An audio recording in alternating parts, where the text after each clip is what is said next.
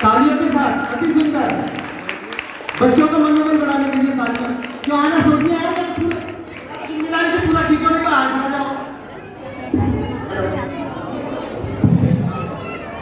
जिसने राग देश का मालिक जीते सब जग जान लिया, सब जीवों को मुक्त मार्ग का निष्प्रय हो उपदेश दिया।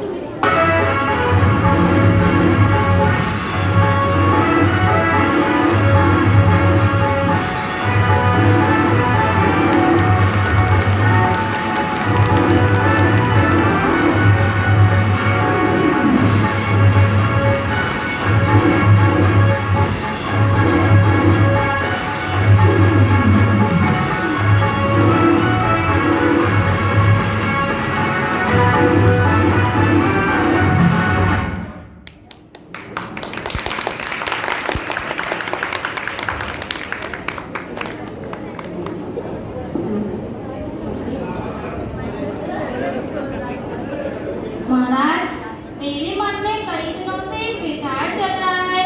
अब हमारा बेटा जम्बू बड़ा हो गया है, विवाह योग्य हो गया है।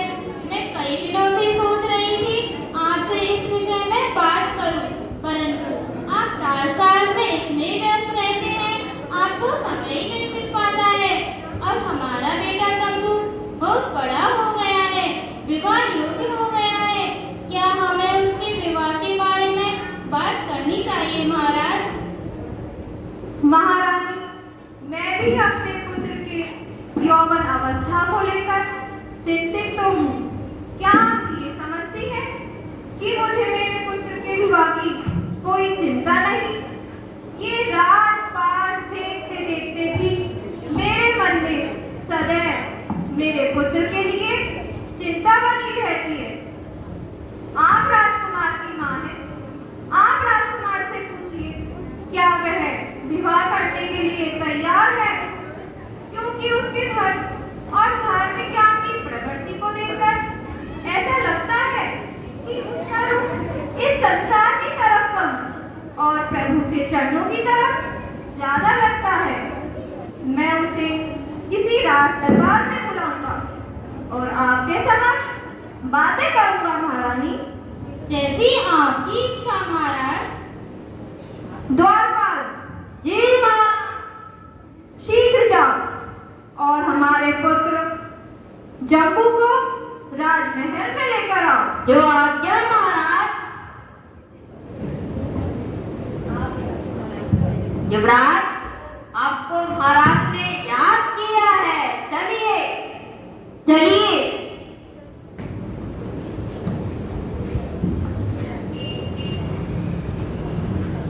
प्रणाम माताश्री।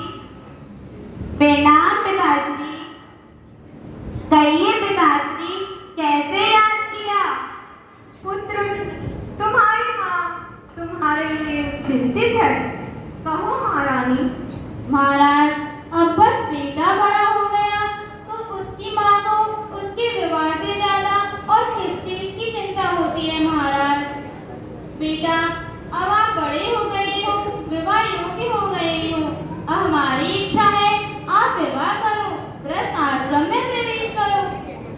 माताश्री, मैं विवाह नहीं करना चाहता। मेरा इस संसार में मन नहीं लगता। मैं वैराग के पथ पर आगे बढ़ना चाहता हूँ। ये क्या कह रहे हो पुत्र? हर माँ का सपना होता है उसका बेटा विवाह करे, दूल्हा बने, मेरे घर भी बहुएं आए, और तुम दीक्षा लेने की बात कर रहे हो।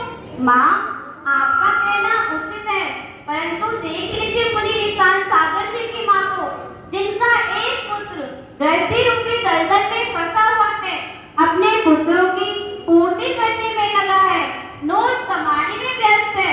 ना उसके पास धर्म के लिए समय है, ना ही प्रवचन के लिए समय है, और ना ही कहीं आने जाने के लिए समय है। वही उनका दूसरा पुत्र सर्वोच्च विश्व में स्वयं का और पल का कल्याण करते हुए जिन धर्म का गुणगान कर रहा है, परंतु पुत्र, गृहस्थी में रहकर भी धर्म किया जा सकता है ना। केवल दीक्षा ही तो एकमात्र उपाय नहीं है ना। तुम हमारे एकमात्र बेटे हो। अगर तुम भी दीक्षा ले लोगे तो ये राजपाट कौन संभालेगा बेटा, कौन संभालेगा? माँ, आपकी नजरों में गृहस्थ धर्म श्रेष्ठ है, परंतु मेरी नजरों में मोक्ष मार्ग ही उत्तम है। अब मुझे मोक्ष मार्ग पर आगे बढ़ने दीजिए माँ, आगे बढ़ने दीजिए। नहीं पुत्र, ऐसा मत कहो पुत्र। अगर तुम भी दीक्षा लेकर चले जाओगे तो हमारा, आपके पिताजी का क्या होगा पुत्र, क्या होगा?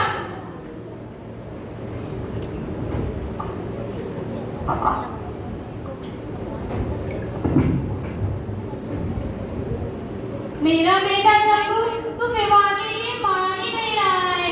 वे तो विवाह के लिए तैयार ही नहीं है। वे तो वैरागी लेना चाहता है। उसके कदम तो दीक्षा की ओर बढ़ना चाहते हैं। अब मैं ऐसा क्या करूं जिससे मेरा बेटा जम्बू विवाह करे, वो वैरागी ना ले। मैं ऐसा करती हूँ, जब तक मेरा बेटा जम्बू विवाह के लिए स्वीकृति नहीं देगा, तब तक मैं अंदर कुछ भी ग्रहण नहीं करूंगी।